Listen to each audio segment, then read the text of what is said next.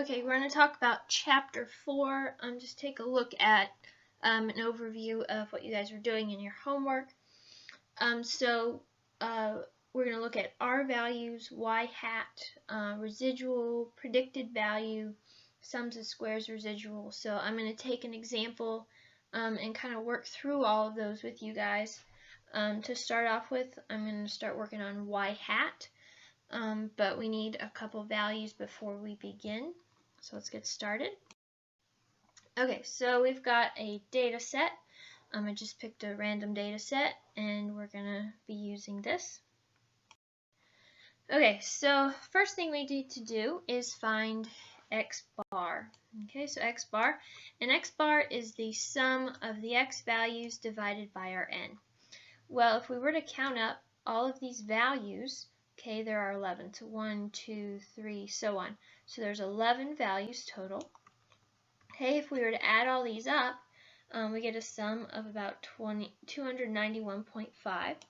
Okay, so we put that in our sum, 291.5 divided by our n. So our x bar is 26.5. Now I used estimates, rounding, so there are a couple more decimal places, but just for the sake of this example, we're going to round like that. Okay, next. So we have our x value, we have our x bar. So now I want to find x minus x bar.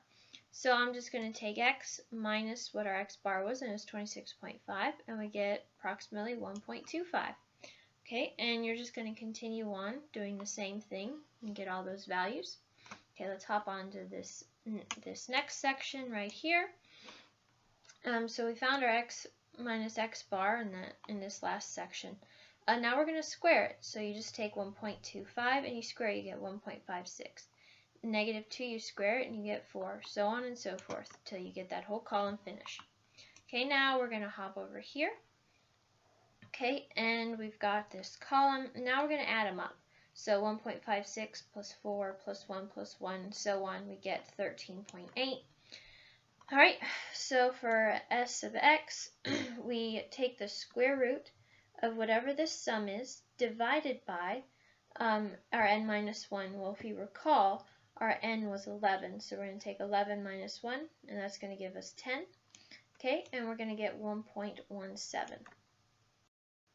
Okay, we're going to do the same exact thing we just did for x. We're going to do it now for y. So here's our y values, and once again there's 11, so we have an n of 11. And then we're supposed to add them up. So we add all those values, we get 190.7. Okay, so we're going to divide 190.7 divided by 11. That gives us 17.34. Okay, we're going to do the same thing here. We're going to take the y and then this 17.34, this y bar we found, and we're just going to subtract them. Okay, so we're going to get all these values. Okay, some of them are negative, some are positive. Alright, and then we're going to go over here and we're going to square these values. So we're going to take this 0.2 and we're going to square it. This 0.1 we're going to square. Once again, I rounded this value, so in Excel, that's about what we're going to get. Okay, so now we're going to add all these up. Okay, so if we're going to add 0.027 plus 0.019, so on and so forth, we'll get about 0.445. Okay, we're going to do the same thing. Sy is this sum divided by n minus 1. We'll recall n was 11. We're going to subtract 1 and we get 10. And we're going to take the square root. Should give us about 0.211. Okay, recap. We just found a bunch of information. What did we find? We found s of x, which is 1.17. Sy is 0.211, x bar is 26.5, y bar 17.34. Okay, so just keep an eye on those. Those were what we were finding. Okay. Alright, so we found those, so we could find r. Okay, so we're going to take that x minus x bar from the previous screen divided by sx. And we're just going to calculate that, and we're going to get these values. The same with the y's. You're going to take your y minus y bar column divided by sy. Everything divided. Okay, next step, what we're going to do is we're going to multiply both of these columns. So 1.066 times 0.77531. We're going to multiply, and those get 0.8265. Okay, so we're just going to multiply, and these are going to be our values. Okay, next step, once we multiplied through, now we're going to add all these up. Okay, so we're going to add them, and then we're going to divide by this n minus 1, okay, which is 10, and we get 0.8384. Recap, there's a lot on this slide. We're going to take that x minus x bar column, okay, we're going to divide it by sx. So each individual one you divide by sx, and you get these. Same thing with the y's. Okay, to get this column here, we take this times this, and we get that. This times this is that, so on and so forth. We're going to add them up, divide by n minus 1 or 10, and that gives us our r value. Okay, so we found our r, our sy, our sx, okay, our y bar, and our x bar.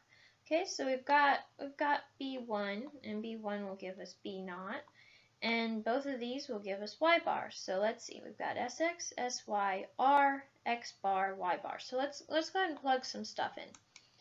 So we've got b1, which was r, which is 0.8384, okay, and we've got sy, which was 0.211, divided by sx, which is 1.17, which gives us 0.1509. Okay, great. Now b naught is y bar, so we get 17.34, minus b1, which we just found, 0.1509, and x bar is 26.5. Okay, and that equals 13.337. Okay, awesome. We just found y bar. Okay. Now we're going to take this y bar and do a couple things with it. Okay, so we found our formula, y bar. Alright, so we've got our x values, and I just made them blue. We've got y values here. Okay, and we're going to find y hat. Okay, so y hat, we're going to take our formula right here, and this x value, we're going to plug in this blue value. So the given x values we're going to plug in. So once we plug this in, we get 17.525, this one 17.034, so on and so forth. You can plug them in.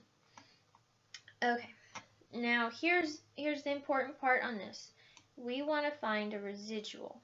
Okay, so the next part in finding residual is you take your given y value, so 17.5, and you subtract off what your y hat, or what you just solved for. Okay, and that gives you some value. Okay, and you can go on and continue that way. I did the first two for you.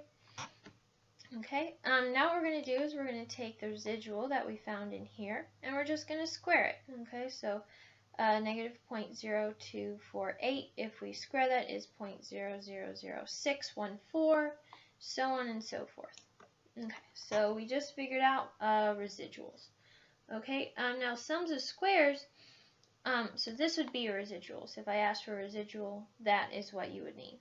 Okay, if you're going to square it, you know, we need to do that to find the sum of squares residuals. So basically, you're going to square each residual that you found, okay, and then you're going to add them up. So if we were to add all of these numbers up, we would get 0.132319, and that's what we call our sums of squares residual. Okay, the last thing I wanted to talk about is predicted value. Okay, so let's say, you know, we're given our y hat, and we want to predict the y value when, let's just say, we're given an x value of 25.3. So we're just going to plug in 25.3 into here, and we would predict that at this value of 25.3, our y value, y hat, would be 17.155.